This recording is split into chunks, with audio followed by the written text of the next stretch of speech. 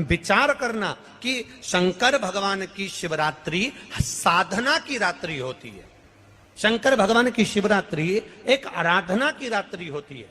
हमने पहले भी कथाओं में कहा, हर महीने शिवरात्रि आती है, प्रत्येक महीने शिवरात्रि पड़ती है, और प्रत्येक महीने की शिवरात्रि पर अगर आपसे बन सके, आप दुनिया में अगर आपके पास में लोग कहें कि ये बहुत गरीब व्यक्ति है, बहुत साधारण व्यक्ति है, इसके पास धन नहीं है, वैभव नहीं है, सत्ता नहीं है, इसके पास खुद का मकान नहीं है, इसके पास खुद की प्रॉपर्टी नहीं है, इसके पास खुद की दुकान नहीं है, दूसरे के यहाँ काम करता है, इसके पास कुछ भी नहीं है, हम उनसे कहेंगे 12 महीने शिवरात्रि आती है, 5 जगह पर चढ़ाई हुई बेलपत्र, आप एक वर्ष 12 शिवरात्रि का एक नियम ले लो, 5 जगह पर बेलपत्र समर्पित करना सीख जाओ।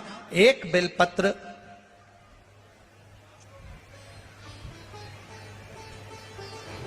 ये शिवलिंग, ये जलाधारी, बहुत ध्यान से देखना, ये चरण जहां से जल नीचे गिरता है, गणेश जी का स्थान, कार्तिकेय जी का स्थान, यह हस्तकमल माता पार्वती जी का हाथ हस्तकमल, शिवलिंग भगवान शंकर का स्थान। ऊपर से जो एक एक बूंद जल शिवलिंग के ऊपर गिर रहा है, शंकर भगवान की 5 बेटियां जया, विषहरा, शामरीवारी, दौतली, देव। बीच में जो एक मोटी सी लाइन है वो शंकर भगवान की छोटी लड़की, क्या नाम है? अशोक सुंदरी। ये पूरे शिवलिंग का वर्णन। 5 जगह पर बेलपत्र, 5 स्थान पर बेलपत्र, 12 महीने की शिवरात्रि। आप दूसरे के यहाँ काम कर रहे हो, नहीं है नौकरी, नहीं है काम, दूसरे के मकान में रह रहे हो, खुद का मकान भी नहीं, खुद का प्लाट भी नहीं, खुद की प्रॉपर्टी भी नहीं, बहुत संघर्ष की जिंदगी जी रहे हो, ठेला धका रहे, लॉरी चला रहे, गाड़ी चला रहे, ऑटो चला रहे, अपने लिए करने का प्रयास करना।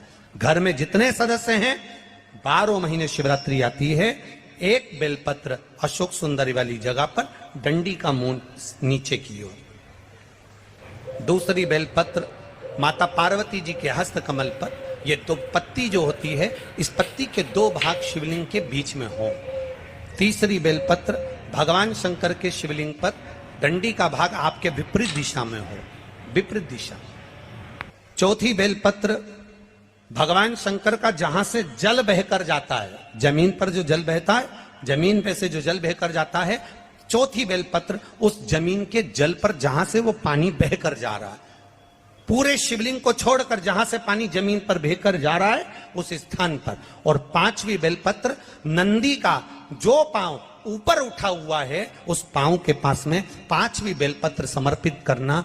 एक शिवरात्रि से लेकर 12 शिवरात्रि जो 1 वर्ष तक कर लेता है, 1 वर्ष अपनी कड़ी मेहनत के साथ में मेहनत पूरी करना। और ये 5 बेलपत्र हर महीने जो शिवरात्रि आती है उस पे समर्पित करना प्रारंभ कर दीजिए और मेहनत करना प्रारंभ कर दीजिए। आपको आपके कर्म का फल मिलेगा। साल भर के अंदर आप अच्छे बनकर बैठ सकते।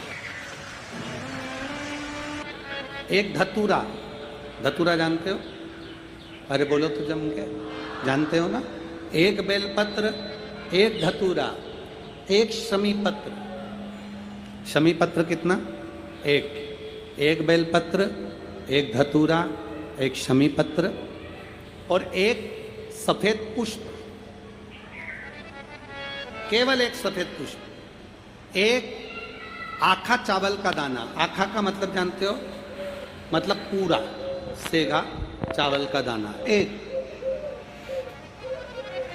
एक चावल का दाना, एक सफेद पुष्प, एक धतूरा, एक बेलपत्र, ये सब हाथ में लेकर अगर तुमको ऐसा लगता है कि आपको ऐसा महसूस होता है कि मेरी सारी राहें बंद पड़ी हुई है और मैं जिस काम में हाथ डालता हूँ वो काम आज होता ही नहीं, दिन लग जाते हैं। जब दुनिया के लोगों के पास में सुख आ जाता है तब भगवान मुझे सुख देता है, जब दुनिया का भला हो जाता है तब मेरा भला होता है। भगवान मेरी सुनता नहीं, सब राहें बंद है मेरी, कोई रास्ता सूझ ही नहीं रहा। अगर मैं फसल लेने की सोचता हूं तो फसल नहीं आती, काम करने की सोचता हूं तो काम नहीं होता, कुछ ना कुछ टेंशन मेरी जिंदगी में है। तो कभी मौका मिल जाए जिस दिन तुम्हारे हाथ में ये सभी चीजें हों, बेलपत्र, धतूरा, पुष्प, शमीपत्र, चावल का एक दाना, ये सब तुम्हारे हाथ में हो और शिवरात्रि का दिन हो, 12 महीने कोई सी भी शिवरात्रि का दिन हो, उसी शिवरात्रि के दिन, जिस दिन आप दोपहर में मंदिर चले जाएं या शाम को जाएं या सुबह जाएं, कभी भी, पर शिवरात्रि के दिन अपने हृदय में ध्यान कर कर और त्रिपुरारी नाम का स्मरण कर कर, कौन सा नाम? त्रिपुरारी नाम का स्मरण कर कर भगवान शिव से अपने मन की बात कहकर, भोला सब दुख काटो, त्रिपुरारी नाम का स्मरण कर कर हाथ में लेकर भगवान शिव के शिवलिंग पर अगर हम समर्पित कर देते हैं तो ये निश्चितता है, राहें अपने आप खुलना प्रारंभ हो जाती है और कार्य में सफलता। त्रिपुरारी नाम सुख देने वाला।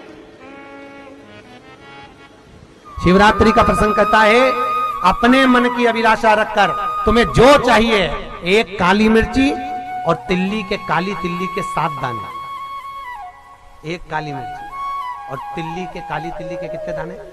7 दाने हथेली में रखकर अपनी कामना कर कर मन से अपने मन की बात को कहकर शंकर भगवान के शिवलिंग पर चढ़ा दीजिए। आपकी मनोकामना, कहते हैं हर महीने शिवरात्रि आती है, इस शिवरात्रि पर, मुख्य शिवरात्रि पर चढ़ाओगे, अगले महीने की जब शिवरात्रि आएगी तो आपकी मनोकामना पूरी हो जाएगी। एक काली मिर्ची और 7 काली तिल्ली के दाने, मात्र 7। महाराज, जिसके घर में क्लेश रहता हो, बहुत ज्यादा लड़ाई झगड़े हो रहे हैं, सास बहू के झगड़े, ना बहू कुछ सुनने को तैयार ना सास सुनने को तैयार, और घर में बेचारे पुरुषों की आफत, यहाँ भाई भाई झगड़ रहे हो, सास बहू में झगड़ रही हो, कुछ मत करिए।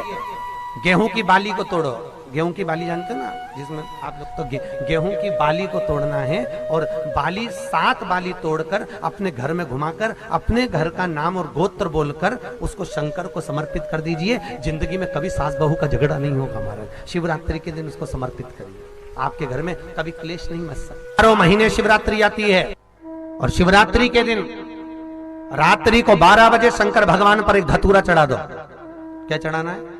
जम के बोलिए जरा, धतूरा। ये शंकर भगवान को धतूरा चढ़ा दो। 12 बजे रात्रि को शिव जी पे धतूरा चढ़ाओ, आधे घंटे तक धतूरा चढ़े रहने दो, और आप श्री शिवाय नमस्तुभ्यम का जाप करो। जिस शंकर जी पे धतूरा चढ़ाए उस मंदिर के बाहर बैठकर कौन सा मंत्र जपना है? श्री शिवाय नमस्तुभ्यम। फिर से बोलो, श्री शिवाय नमस्तुभ्यम। धतूरा चढ़ाकर श्री शिवाय नमस्तुभ्यम का स्मरण करिए। और जो दुकान नहीं चलती हो, घर में लक्ष्मी नहीं टिकती हो, खेत में फसल अच्छी नहीं आती हो, संपदा नहीं आ रही हो, बस उस धतूरे को लाल वस्त्र में बांधकर अपनी दुकान में, अपने व्यापार में, अपने घर में रात को 12:30 बजे उठाकर लाओ, और 4 बजे के पहले उसको अपनी दुकान, व्यापार, व्यवसाय में उसको बांध दीजिए। और अगर जो जमीन फसल सही नहीं दे रही हो, उस जमीन में ले आकर गाड़ दीजिए। आपको जीवन में कभी तकलीफ नहीं भोगना पड़ेगी, लक्ष्मी बढ़ती चली जाएगी महाराज, संपदा बढ़ेगी।